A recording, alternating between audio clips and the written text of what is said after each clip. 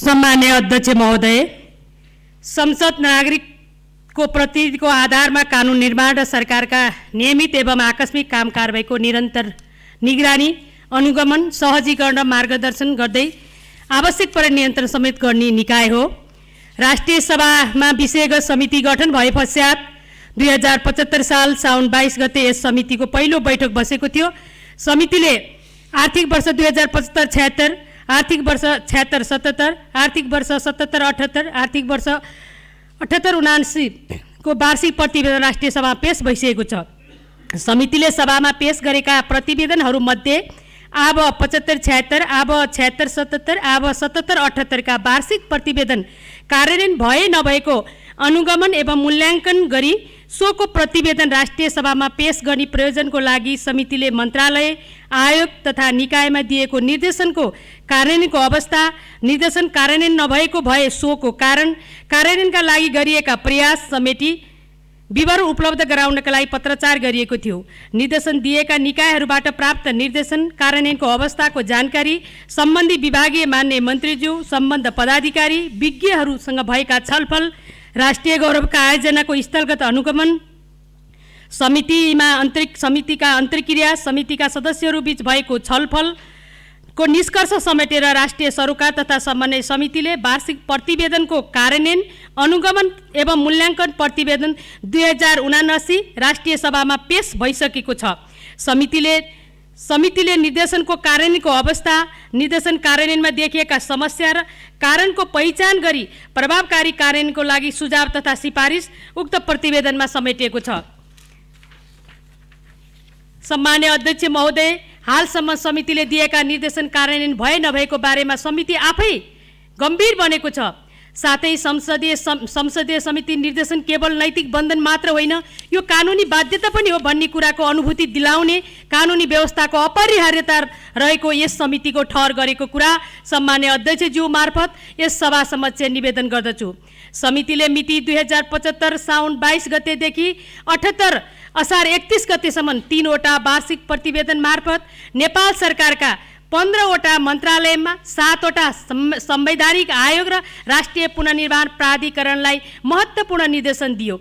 सम्मान्य प्रधानमन्त्री तथा मन्त्री परिषद कार्यालयलाई 43 बुँदा, स्वास्थ्य तथा जनसङ्ख्या मन्त्रालयलाई 27 बुँदा, संस्कृति पर्यटन तथा नागरिक उड्डयन मन्त्रालयलाई 22 बुँदा तुलनात्मक रूपमा बढी निर्देशन दिएको थियो भने अन्य निकायलाई 48 वटा बुँदामा निर्देशन दिएको थियो। विषयगत रूपमा कर्मचारी समायोजन, राज्यको तीनै तहका बीच कानुन निर्माण, योजना छनौट तथा बजेट विनियोजनमा समन्वय र सहकार्य गर्न, राष्ट्रिय गौरवका आयोजना, पिछडेको क्षेत्र, कोभिड-19 को संक्रमण रोकथाम, पहिचान, निदान, उपचार, नियन्त्रण तथा खोप व्यवस्थापन, अन्य संवैधानिक आयोगहरू, प्राकृतिक प्रकोप, बजार अनुगमन, यातायात व्यवस्थापन, भूकम्पबाट भत्किएका संरचनाको पुनर्निर्माण लगायतका जनसरोकारका विषयमा नेपाल सरकार सम्बन्धित निकायलाई निर्देशन दिएको थियो। कोभिड-19 संक्रमण रोकथाम, निदान, उपचार, नियन्त्रण तथा खोप व्यवस्थापनसँग सम्बन्धित निर्देशन धेरै कार्यान्वयन भएको थियो भने दोस्रो अन्तर्राष्ट्रिय विमानस्थल निजगढ, बुढी गण्डकी जलविद्युत आयोजना सञ्चालनसँग सम्बन्धित निर्देशनहरू पटक पटक ताकेदा गर्दा पनि कार्यान्वयन भएको छैन। कार्यान्वयनको चरणमा रहेका कतिपय निर्देशनहरू आंशिक मात्र कार्यान्वयन भएको देखिन्छ। समितिले 140 वटा बुँदामा दिएको निर्देशन मध्ये 70 वटा बुँदामा दिएको निर्देशन अथवा 50% निर्देशन आंशिक कार्यान्वयन भएको र ती निर्देशन पुरा कार्यान्वयन नभए पनि कार्यान्वयनको चरणमा रहेको देखियो। त्यसैगरी समितिले 54 वटा बुँदामा दिएका निर्देशन अथवा 38.6% निर्देशन कार्यान्वयन भई यसबाट सरकार कामलाई सहजीकरण भएको देखिन्छ। कार्यान्वयन भएका निर्देशनहरूमध्ये केही निर्देशन ढिलो कार्यान्वयन भएको अवस्था छ।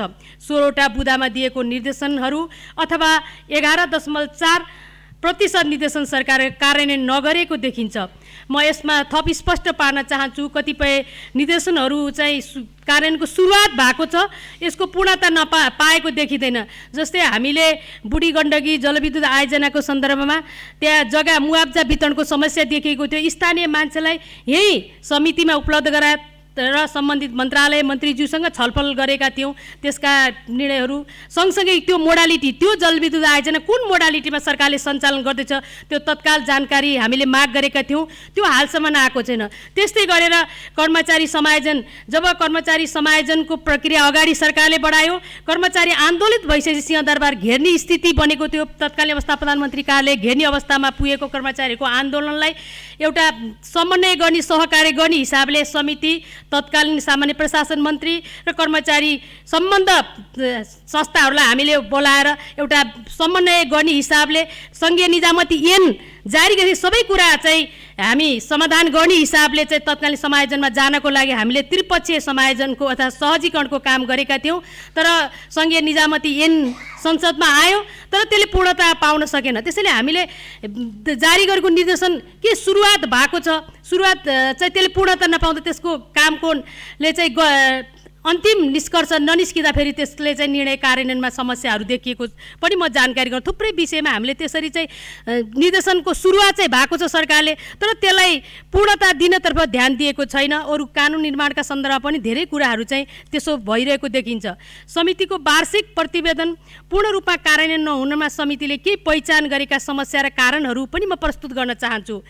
समितिहरू बीच सम्बन्धित विषयमा दोहोरोपना, अन्तर सम्बन्धित विषयका उचित समन्वय बिना नै एउटै विषयमा विभिन्न समितिले फरक फरक निर्देशन समेत दिने गरेको हुँदा कार्यान्वयनमा दुविधा अलमल भएको र सरकारले आफूलाई सहज हुने निर्देशन कार्यान्वयन गर्ने गरेको छ भने कतिपय अवस्थामा यस्ता कारणले निर्णय कार्यान्वयनमा सरकार पन्छिने गरेको देखिन्छ।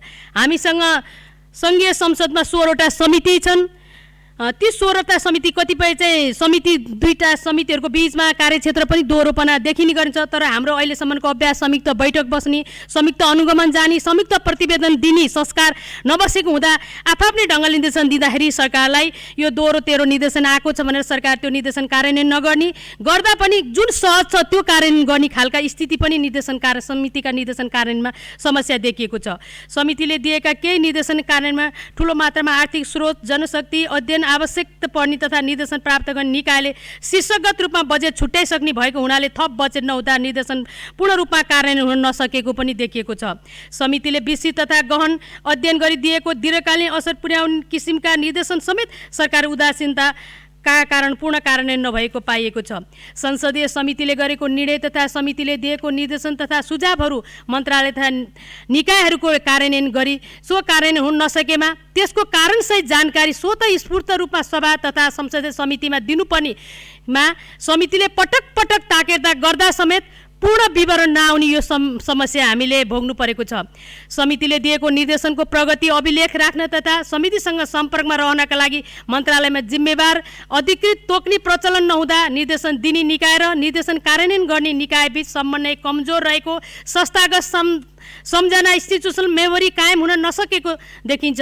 समितिले सरकारलाई दिने निर्देशन र निर्देशन कार्यान्वयन सम्बन्धमा विज्ञहरूको राय सल्लाहको लागि विज्ञ सम्मिलित संरचना थिङ्क ट्याङ्क बनाउन नसकेको कारण अध्ययन अनुसन्धानमा आधारित भएर निर्देशन दिन र निर्देशन कार्यान्वयनमा समस्या हुने गरेको देखिन्छ। निर्देशन कार्यान्वयनमा अनुगमन तथा मूल्याङ्कनको लागि पर्याप्त स्रोत, साधन, जनशक्ति, सूचना तथा तथ्याङ्कको कमी रहेको छ। समितिका निर्देशनलाई प्रभावकारी रूपमा कार्यान्वयन गर्नको लागि समितिले केही सुझाव र सिफारिसहरू प्रस्तुत गरेको छ।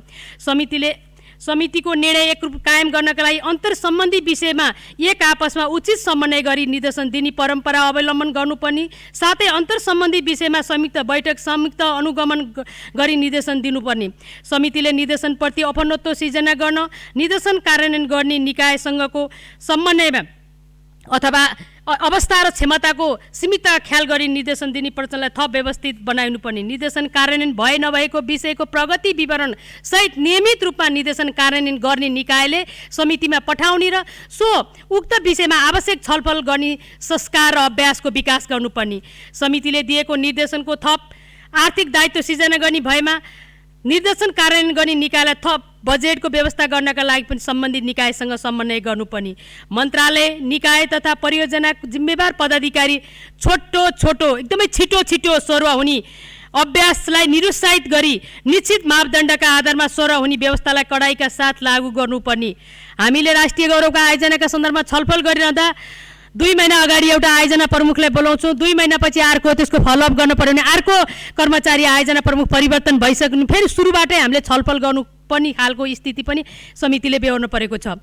समितिले सरकारलाई दिने निर्देशन र निर्देशन कार्यान्वयनका सम्बन्धमा विज्ञहरूको राय सल्लाहको लागि सङ्घीय संसद सचिवालय संसदीय समितिहरूको कार्यक्षेत्रसँग सम्बन्धित विषयमा विज्ञहरूको रोस्टर तयार गर्ने, अद्यावधि गराउने र आवश्यकता अनुसार विषय विज्ञ सेवा समितिले लिने व्यवस्था गर्न विज्ञ सम्मिलित संरचना थिङ्क ट्याङ्क बनाउनु पर्ने देखिन्छ। समितिले दिएका निर्देशन कार्यान्वयनको लागि तालुक निकायहरूले मातहतका निकायलाई कार्ययोजनासहित निर्देशन कार्यान्वयनको लागि पठाउने व्यवस्था गर्नुपर्ने। समितिले दिएको निर्देशन कार्यान्वयन अन्तर मन्त्रालय समन्वय आवश्यक भएको समितिले अन्तर मन्त्रालयमा समन्वयको लागि सहजीकरण गरी समिति छलफल गरी निर्देशन दिने व्यवस्था मिलाउन पर्ने। कतिपय सवालमा सरकारसँग सम्बन्धित मन्त्रालयसँग छलफल गर्दा अनौपचारिक पनि छलफल गर्नुपर्ने हुन्छ, तर अहिले हाम्रो चाहिँ अनौपचारिक छलफल गर्ने त्यो अभ्यास एकदमै कमजोर, त्यति रुचि पनि सम्बन्धित निकायले पाएका छौँ। समितिले कारबाहीलाई प्रविधि मैत्री बनाउन आम नागरिकको पहुँचमा पुर्याउनु पर्ने देखिन्छ। मन्त्रालय र संसद हेर्ने डेस्क राख्नुपर्ने, यो विषय पनि हामीले धेरै छलफल गरेका थियौँ र हामीले पटक पटक मन्त्री तथा सचिवलाई भेट्न नसक्ने अवस्थामा त्यो विषयमा त्यो मन्त्रालयभित्र त्यो संसद हेर्ने डेस्क हुँदाखेरि एउटा कर्मचारी मार्फत हामीले सूचनाहरू नियमित रूपमा सूचना दिन सक्ने त्यो सामान्य एउटा व्यवस्था नहुँदाखेरि हामीले मन्त्रीज्यू अथवा सचिवज्यूहरूलाई समयमा भेट्न नसक्दाखेरि चाहिँ सूचनाहरूको ग्याप हुने यो परिस्थिति पनि समितिले चाहिँ भोग्नु परेको छ। सम्मान्य अध्यक्ष महोदय, समिति कार्यान्वयन नभएका केही निर्देशनहरू जस्तै सङ्घीय निजामती सेवा विधेयक पेश गर्न, स्थानीय तथा प्रदेशमा आवश्यक कर्मचारी कमी नहुने गरी व्यवस्थापन गर्न, दीर्घकालीन रूपमा काठमाडौँ उपत्यका फोहोर व्यवस्थापन गर्न, साझा अधिकार सूची सम्बन्धी कानुन निर्माण गर्न, राष्ट्रिय प्राथमिकता तथा आयोजनाको द्रुतता निर्माण तथा विकास सम्बन्धी विधेयक पेश गर्न, भौतिक पूर्वाधार विकास गर्नुभन्दा पहिले भौगोलिक अध्ययन अनुसन्धान गरी सम्बन्धित निकायको अनुमति लिने व्यवस्था कार्यान्वयन गर्न, काठमाडौँ तराई मधेस द्रुतमार्ग आयोजनाको खोकना क्षेत्रको जग्गा अतिक्रमण विवाद समाधान गर्न, सक्रिय रूपमा निरन्तर बजार अनुगमन गर्न, सर्वसाधारणलाई थाहा पाउने गरी पशुपतिनाथको भेटी तथा अन्य सम्पत्ति सार्वजनिक गर्न, जग्गाको भाडा समयाङ्कन पुनर्मूल्याङ्कन गर्न समितिले निर्देशन कार्यान्वयन गर्न तदारुका साथ नेपाल सरकारलाई माग गर्दछ। सम्मान्य अध्यक्ष महोदय, हामीले 3वटा वार्षिक प्रतिवेदनको चाहिँ हामीले जारी गरेको निर्देशनको कार्यान्वयनको अवस्था के छ भनेर एकदमै महत्त्वपूर्ण ढङ्गले विभिन्न निकायसँग छलफल गरेर प्राप्त हामीले यो चाहिँ प्रतिवेदन सभामा छलफल गरेका छौँ। सम्मान्य अध्यक्ष महोदयको अनुमतिले राष्ट्रिय सरोकार तथा समन्वय समिति आर्थिक वर्ष 2075-76, 76-77, 77-78 को वार्षिक प्रतिवेदन कार्यान्वयनको अनुगमन एवं मूल्याङ्कन प्रतिवेदन 2079 माथि छलफल गरियोस् भन्ने प्रस्ताव सभा समक्ष पेश गर्दछु। धन्यवाद।